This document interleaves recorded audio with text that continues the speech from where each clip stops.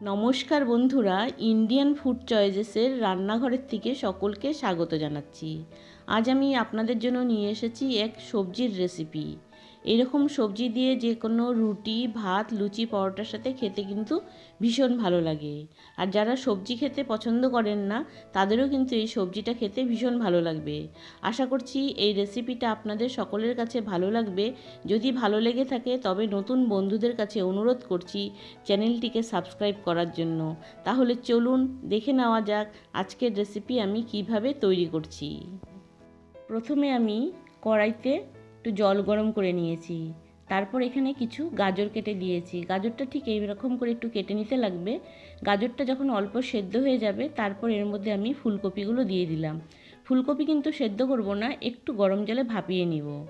এবার গাজর আর ফুলকপিটা মোটামুটি সেদ্ধ হয়ে গেছে, ফুলকপিটা ভাপানো হয়ে গেছে। এখন কড়াই থেকে তুলে নিলাম।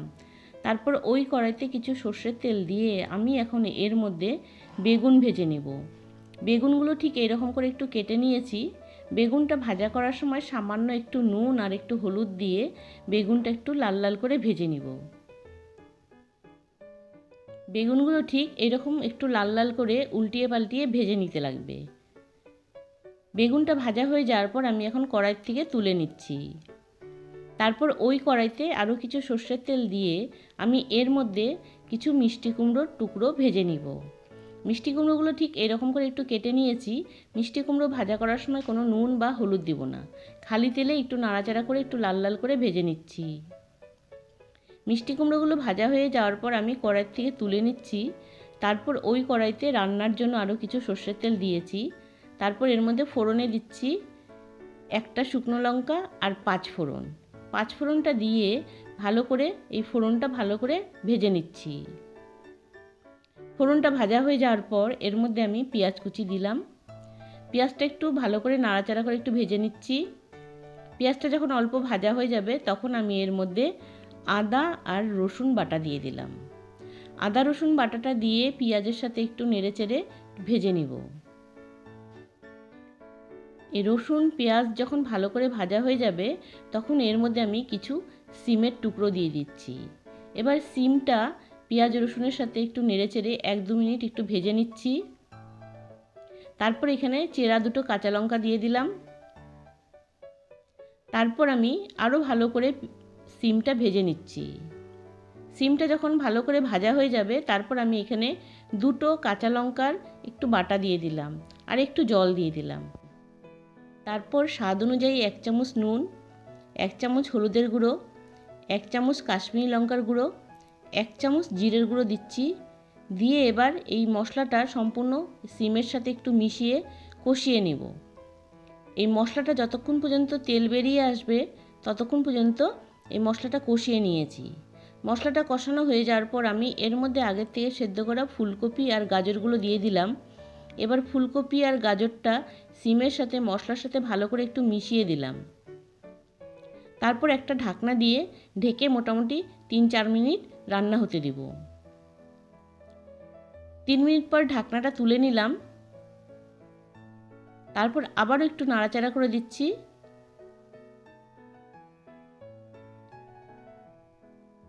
তারপর আমি 2টো টমেটো এর মধ্যে দিয়ে দিলাম। এবার টমেটোটা দিয়ে আবারও নাড়াচাড়া করে এই তরকারিটা একটু কষিয়ে নিচ্ছি। এই তরকারিটা কিন্তু খুব ভালো করে কষিয়ে নিতে লাগবে। তারপর আবারও একটু ঢাকনা দিয়ে এই সবজিগুলো একটু সেদ্ধ করে নিলাম। এই তরকারিটা কিন্তু রান্নার সময় বারবার করে ঢাকনা দিয়ে ঢেকে ঢেকে সবজিগুলো একটু নরম করে নিতে লাগে। তারপর আগের থেকে ভেজে রাখা বেগুন আর মিষ্টি কুমড়োগুলো দিয়ে দিয়েছি। তারপর এই মিষ্টি কুমড়ো বেগুনের সাথে আরও বেশ কিছু সময়ের জন্য নাড়াচাড়া করে একটু কষিয়ে নেব তরকারিটা। তারপর একটুখানি জল দিব। জলটা কিন্তু একদম অল্প দিতে লাগবে। এই তরকারিটা একটু মাখো মাখো হবে আর সবজিগুলো সেদ্ধ হওয়ার জন্য সামান্য পরিমাণে একটু জল দিয়ে আমি একটু ঢাকনা দিয়ে আবারও রান্না করে নিব। মোটামুটি 5-6 মিনিটের জন্য সবজিগুলো একটু সেদ্ধ করে নিব। 5 মিনিট পর ঢাকনাটা তুলে নিলাম। সবজির থেকে একটু জল বেরিয়ে এসছে আর যে আমি জল দিয়েছিলাম সেই জলটা একটু বেশি হয়ে গেছে। এবার একটু নাড়াচাড়া করে এই ঝোলটা কিন্তু শুকিয়ে নিয়েছি। আর সবজিগুলো সেদ্ধ হয়েছে কিনা একটু দেখে নিচ্ছি।